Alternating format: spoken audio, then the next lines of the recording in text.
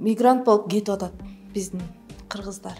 Силер деген ушунча жумушчу жүрсө, башка мамлекеттен алып келип иштетип атасыңар. Ошондо күнөө өзүбүздө болуп атат да, же мамлекетте.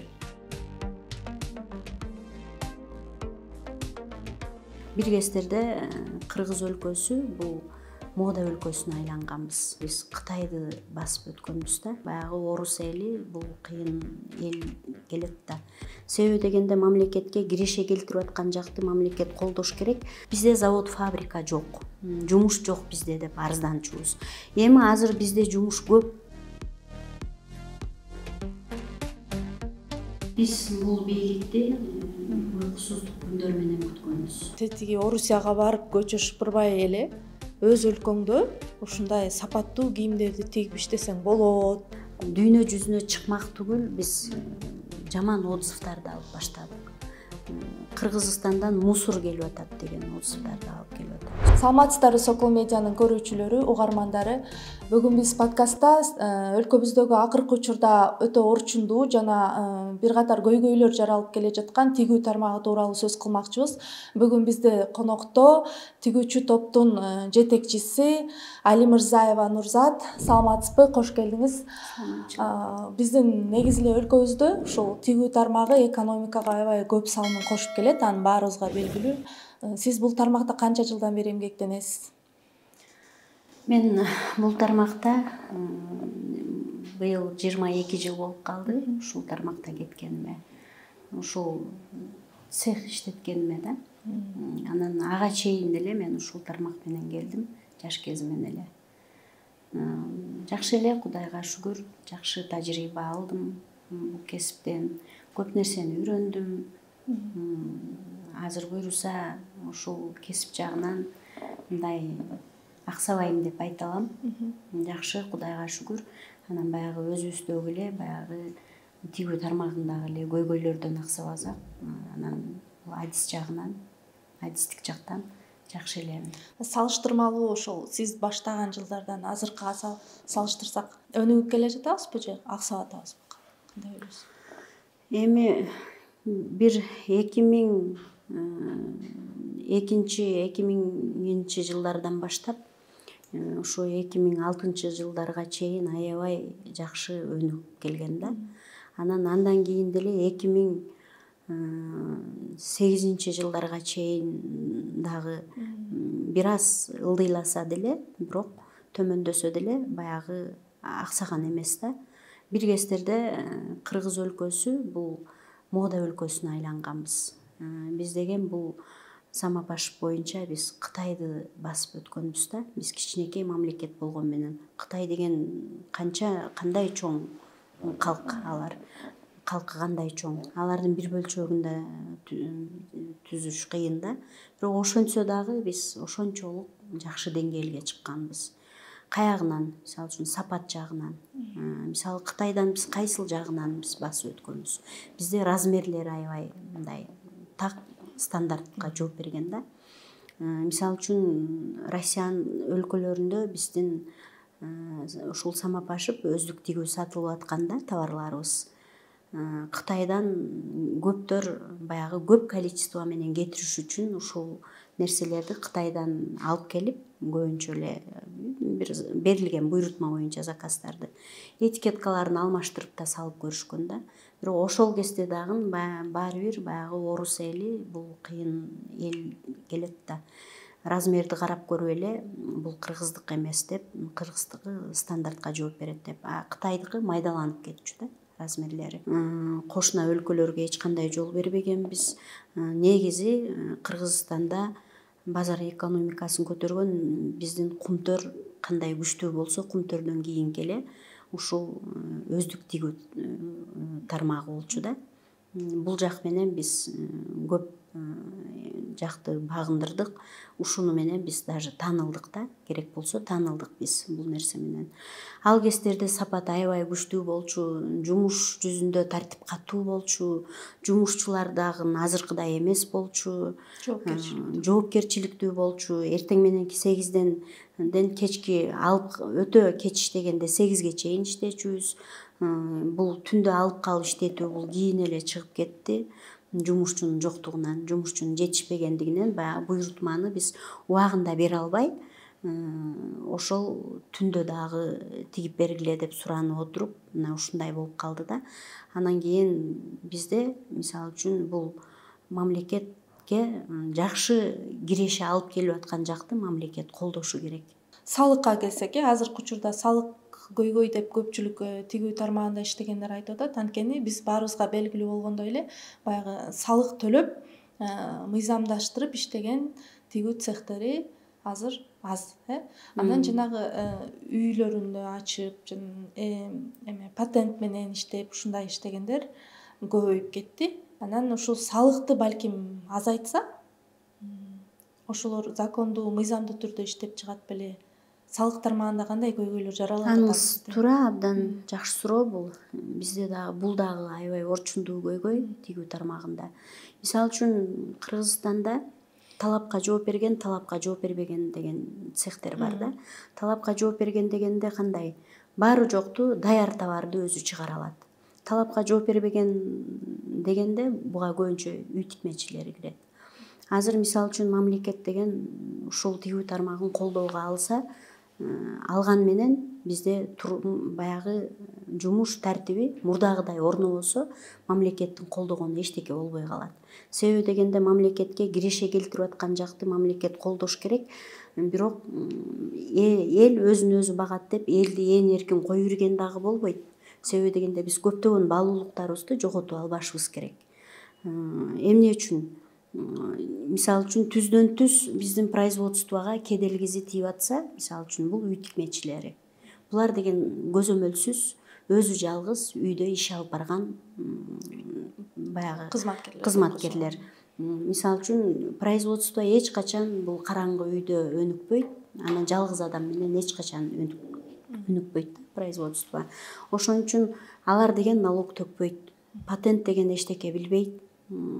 Анан светти кандай төгүшөт?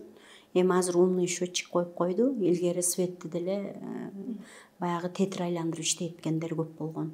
Ошон үчүн Кыргыз өлкөсүндө бизде үнөмдөө жок. Эмне үчүн? Себеби көзөмөл жок бизде. Ошол. Анан кийин салык жагынан айтып кетсем, мисалы талапка жооп берген цехтерди алганда деле эми мен мындай мисалга ала берейин. Бир 2000 цех болсо, 2000 цех. Ошолорго салыкты арзан төлөмдө берсе, мисалы үчүн ар бир машинкага мынча сомдон төлөйсүң дебей, арзан өлчөмдө коюп берсе, ошол 2000 цех өзү буту менен басып келип төлөмөк да. Анан кийин кымбат очойтуп коюп койгон салыкты качып салыктан көптөр бекинип иштеп, анан кийин келип төгүп бербестен көп болсо бир 400 цех келип төгүп бериши мүмкүн. Мына биз жакта ушул көзөмөл жок, көп нерсе ысырапкерчилик менен колдонулат, көзөмөлдүн жоктугунан. Анан кийин жеңилдик жок. Кандай болгондо дагы баягы ишкердүүлүктө ийгиликтерди жаратуу үчүн эң биринчи ыңгайлуу шарттар керек бизге. Ыңгайлуу шарттар менен биз жаңы баскыч, эскиден арылып, жаңы баскычтарга өтүп, бул ыңгайлуу шарттар менен гана биз өнүгө алабыз да. Ошон үчүн Өзбекстан, башка жактарда ушул тигүү тармагын бизди көргөндөн кийин, бизден кийин Кыргыз өлкөсүн көргөндөн кийин кошуна өлкөлөр колдоо киргизип тигүү тармагына, алар бизге караганда өнүгүп баратат да. Салык жагынан дагы жеңилдик берилди, баягы жумушчу тартиби да жакшы, жумушчунун саны да жооп берет. Анан ошондо алар баягы сапатты да чыгара алат, баягы количествоны да бере алат да. Салыкты азыраак көлөмдө коюп койсо, ошол жанагы жашырынып иштеген цехтин баары барып салык төлөмөк, мамлекеттин экономикасына пайда болмок. Жана ошол мындай кылып койсо болот беле дейм да. Ошол цехте иштеген кызматкерлерге эмгек китепчеси, мисалы баардыгы эмгектенет, эч кандай кийин пенсияга чыга албайт, мисалычы. Ошол жагынан карап, ошондой шарттар түзүп койсо жакшырмак балким. Ооба, мисалы үчүн илгери бир жерде иштегенде трудовой книжкасы болуп, ошо эмгек китепчеси болуп, ар бир эме иштеген да. Мисалы үчүн азыр жумушчу тармагына биз тартипти өтө катуу киргизүү, буга биздин себеби дегенде адамдын мыйзам чыкмайынча бир адамдын укугуна кире албайсың да. Сен эмнеге үйдө тигип отурасың, эмнеге сапат бузуп атасың дей албайсың. Жумушчу тартип жагынан мен айтып кетсем өтө эбегейсиз бузулду биздечи. Себеби дегенде заңгыраган жумуш орундуктарда жумушчулар жок. Биз мигрант болуп бир жакта иштеп жүргөн кезде силердин бала чакаңар силер кимге таштап келесиңер, балдар сагынбайбы силерди, силер балдарды сагынбайсыңарбы, эмне үчүн ушинтип башка өлкөгө келип ушундай иштей бересиңер деп бизге суроолорду берчү да илгери. Бергенде ошол кезде биздин кыргыздар айтчу, бизде завод фабрика жок, жумуш жок бизде деп арызданчубуз. Эми азыр бизде жумуш көп, завод жок, аз болсо дагы фабрика деген толтура. Өзбекстандыкындай 1000 орундук фабрикалар ачып койду бизде. Мисалы, жогору жактагы чиновниктерибиз бизде аябай сонун фабрикаларды ачып койду. Бул жерде 4 машинка койсоң дагы 4 кыз, 40 машинка койсоң дагы 4 кыз. Жумушчу жок. Биздин ошол жакшынакай баягы талапка ылайыктуу шарты менен баары жогу бар спецмашинкалар менен укмуш ачылды фабрикалар, бирок кыз ошонун ичинде тикмечилер жок да. Бул деген ошо жумушчунун өз билимдүүлүгү менен жумуш алып барып аткандыгы, каалагандай баа стандарт жок болуп калды. Илгери бизде биздин жумушта жетекчи койчу. Келген буйрутманын баасын биз эсептеп чыгып, ар бирин жумушчунун, мисалы, ütүктүн баасын, кыркмачынын баасын, тикмечинин баасын баарын биз өзүбүз коюп берчүбүз да. Азыр деген ütүкчү өзү бааны коюп алат, кыркмачы өзү бааны коюп алат, тикмечи өзү бааны коюп алат. Анан бирдеме деп сүйлөсөң эле баягы кабагын кашын карап турасың, бирдеме деп сүйлөсөң эле мен иштебейин деп туруп кетип калат. Анан кала калса баягы ушул ишкерлер өздөрү дагы жаман үйрөтүп алды. Бир жактарга алып барып, ысык көлдөргө эсалтып келип, тоолорго алып чыгып, азыр эми алар аз келгенсип, баягы спальный мебелдерди алдырып үйүнө, шкафта мындай бүт шартты түздүрүп алып, анан ошончо шартты адамдык касиет менен түзүп бергенден кийин ал баягы адамча мамиле кайра жоголуп атат да. Бул мага ушунча нерсени түзүп берип койду, бул мага сүйлөй албайт. Уже бирдеме десе кетип калам, мынча акча мага сарп кылып койду деп кайра тиги жетекчини сыйлаган биякта турсун, жетекчи анын ан сайын көзүн карап калды да. Бул жумушчунун тартибинин жоктугу. Мындай көрүнүш менен биз эч жака бара албайбыз. Биз өзүбүздүн ушул өздүктүгү тармагыбызды биз жоготуп алышыбыз ыктымал болуп турат да. Аябай болду уже, жоготуп деле баратабыз. Анан ошол үйдө тиккен тикмечилерчи сапатты дагы бузуп атат да. Бул биздин Кыргызстандын эме тигүү жагынан сапатсыз деген дүйнөлүк аренага чыккан мындай кошуна мамлекеттерге салыштырмалуу. Өзбекстанга, мисалы, Өзбекстан азыр ушул тигүү тармагында өнүгүп келе жатат да. Мисалы, алардын бир эмеси кездемени өздөрү чыгарат. Бизде азыр андай заводдор жок, кездеме чыгарганы бүт бардыгын сырттан алып келесиздер да. Анан ошол үйдө тиккендер дагы ошол жагынан сапаттын төмөндөшүнө дагы жол берип атат да. Анан бул үй тикмечилери деген сапат жакты айтып атпаймынбы? Биздин производствонун эң биринчи сапат жагын мына ушулар бузуп атат да. Биз башка жактан дүйнө жүзүнө чыкмак түгүл, биз жаман отзывдарды алып баштадык. Кыргызстандан мусор келип атат деген отзывдарды алып келип атабыз. Мисалы үчүн сапатты, тигилген сапатты биз ütүктөн эле текшерип койчубуз. Ütүкчү эле бир жери туура эмес болсо алып келип берчү. Азыр үй тикмечилерден бүткөндөн кийин келип ütүктөп атат ütүкчүлөр. Ütүкчүлөргө абдан кыйын болуп калды. Себеби дегенде ütүкчүлөр бааны кымбаттат деп жаңжал салганынчалык болуп атат. Себеби дегенде даяр баягы тартылып, бырышып, тырышып, капка салынып келген кийимди ütүктөш аябай кыйын да. Мисалы үчүн бир жумушка кийип барып келген кийимиңди бир жуугандан кийин үтүктөш кандай бар го, ошонун деле оорчулугу бар го. А бул деген бырышып тырышып өтө чектен ашып келген товарды үтүктөш өтө кыйын болуп атат да. Мисалы үчүн заготовка деп коет. Жаканы тигип атып үтүккө кетет. Үтүк аны үтүктөп алып келип берет дагы. Ал үтүк келгенче колду тигипти өзүң. Колду алып кетет. Ал аны үтүктөп алып келгенче сен астын тигип коесуң да. Бөлүк тигилет да. Бөлүк менен үтүктөлгөндө товар ушунчалык товарный жанагы көрүнүш өтө жогору болот. Анан тигип чыккан товарың жаңы кийимдей болуп чыгат да.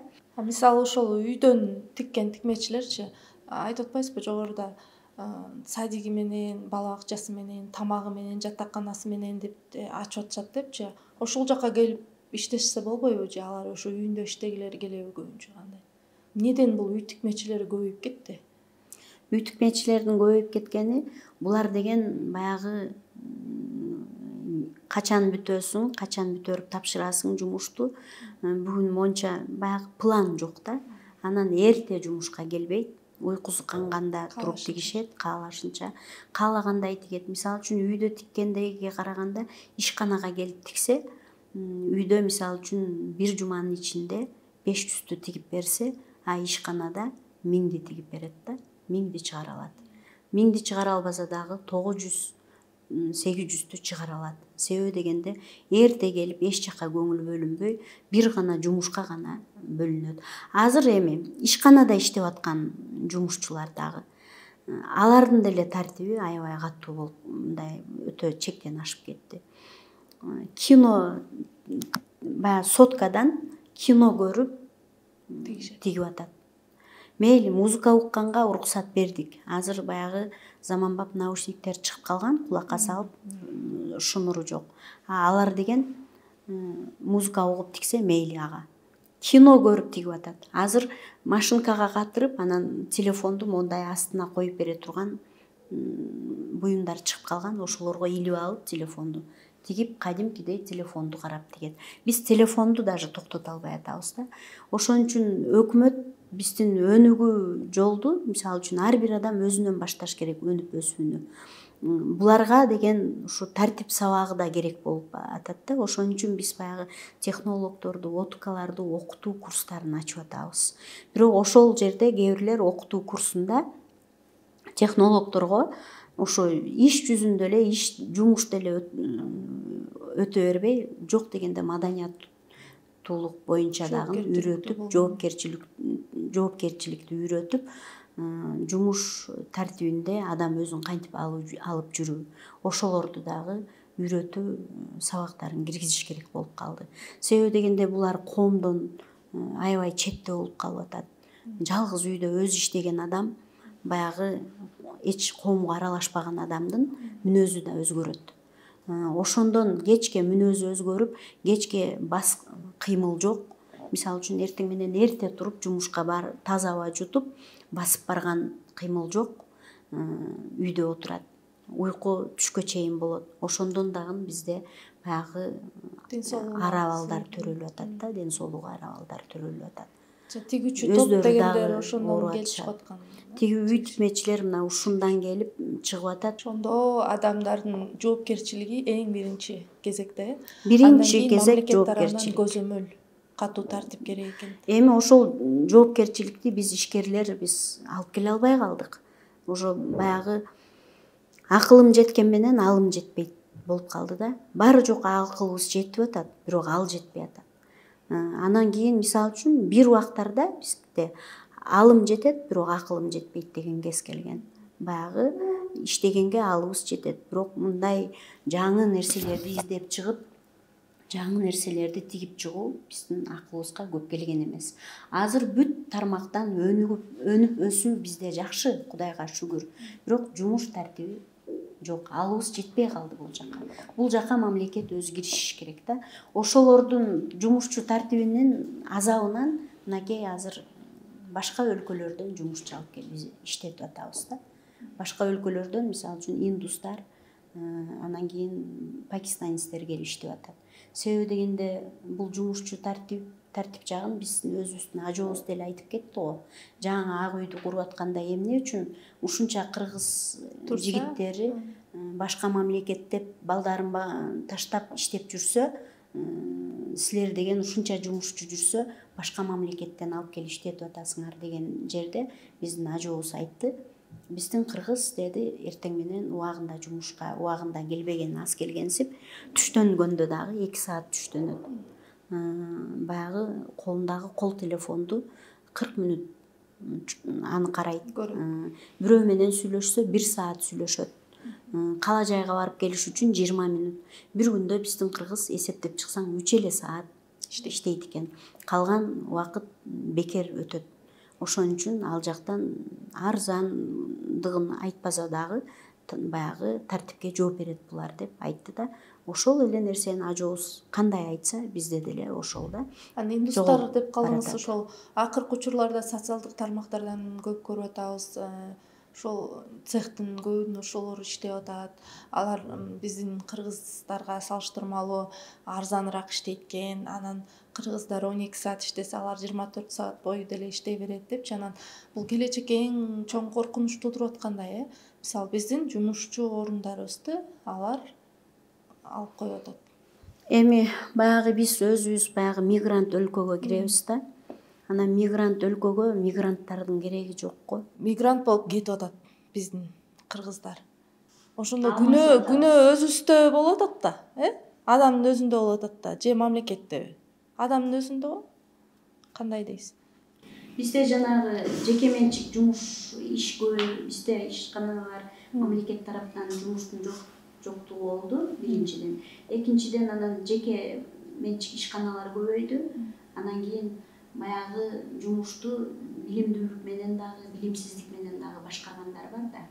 Анан баягы жеке ишкерлер ошондой түндө алып калып иштетүү, анан эртең менен түндө алып калып иштетип, анан эртең менен кеч келсе, кеч келдим дебей, ошондон бизде баягы тартип жок деп көзөмөл. Тартипке болгон көзөмөл жок. Мамлекет тараптан дагы, элдин өзүнүн. Анда бул маалымат жагынан, мисалы адамдардын аң сезимине жеткириш керек экен да, ошондочу сен тетиги Орусияга барып көчө шыпырбай эле өз өлкөңдө ушундай сапаттуу кийимдерди тигип иштесең болот деген нерсени адамдардын аң сезимине жеткиришибиз керек экен да. Эми бир убактарда бизде жумуш жоктугунан бизде завод, фабрика жок эле дей берчү да. Шылтоо болчу. Ачылып калды, шылтоо. Эми азыр эмнени айтам? Мен айтып атам го, аны жумушчуларга баягы түшүндүрүү ишин жүргүзүш керек, көп жүргүзүш керек, ар бир жетекчи. Анан тигүү тармагы ушул экономикага бардыгына пайда алып келип, экономиканы көтөргөнү менен бир жагынан алганда бул эң чоң көйгөй адамзатына, деги эле Кыргызстан эле эмес, деги эле дүйнө жүзүнө эң чоң көйгөй бул ошо тигүү тармагынан чыккан отходдор. Ошолор азыр мисалы сиздерден алынып эмеге таштанды полигонуна төгүлөт. Эми ошол көйгөйдөн кантип чыксак болот? Эми бизде мисалы үчүн бул ишкерлер бизден чыккан отходдорду тазалык менен кандай болгондо да мамлекет тазалык менен мындай өтө кымбат эмес, арзан баада келишим түзүп, бардыгы тазалык менен келишим түзгөнгө чакырыш керек да. Анан частный эле баягы өзүнүн машиналары бар, портер машиналары менен келип биз ушундай алабыз деп алып кетет. Бирок алар алып барып көбүнчө эле баняга жагышат экен. Баняга жакканда анын чыккан ышы, баягы түтүн, аны монтип кол менен кармай аласың да. Кадимкидей кармап айтсаң, карап колуң карарып калат. Башка көмүр, белгиле отун аныкы кармалбайт. Мунуку кармалат. Эми аны эл деле түшүнүп калды. Азыр көбүнчө баняларга деле көп деле жакпай калышты. Жакпай калган менен ошону биз ушул өтө чоң көйгөй биздечи. Кайсыл жакка бериш, баягы өзүнчө эле машинасы менен келип алып кетем дегендер, мен мусорго алып барып чыгарып салам дегендер 15 миңден 30 миңге чейин сурап атат. Ошонучу. Тазалык менен келишкенде дагы аябай кымбат сумманы сурап атат. Бир айда тазалыкка бир айлык өлчөм, мен жаңылбасам ошо ишкерлердин ичинде канус 15 миңден эмес 30 миңге чейин, 33 миңге чейин бергендер болду да. Атайын коюлган баа жок. Атайын мамлекет тараптан көзөмөлгө алынып коюлган баа жок. Кытай демекчи акыркы учурларда баягы баардыгыбызга белгилүү көпчүлүк ошол жактан барып жанагы дүңүнөн дагы чекени дагы алып кеткен Тордой базарында көпчүлүк жана катарларда Кытай кийимин каптады деген кептер болуп атат да. Кыргызстандын өзүнүн товары, өзү тиккен товары өтпөй калды. Кытайдын кийимдери каптап кетти депчи. Бул кандай болуп атат?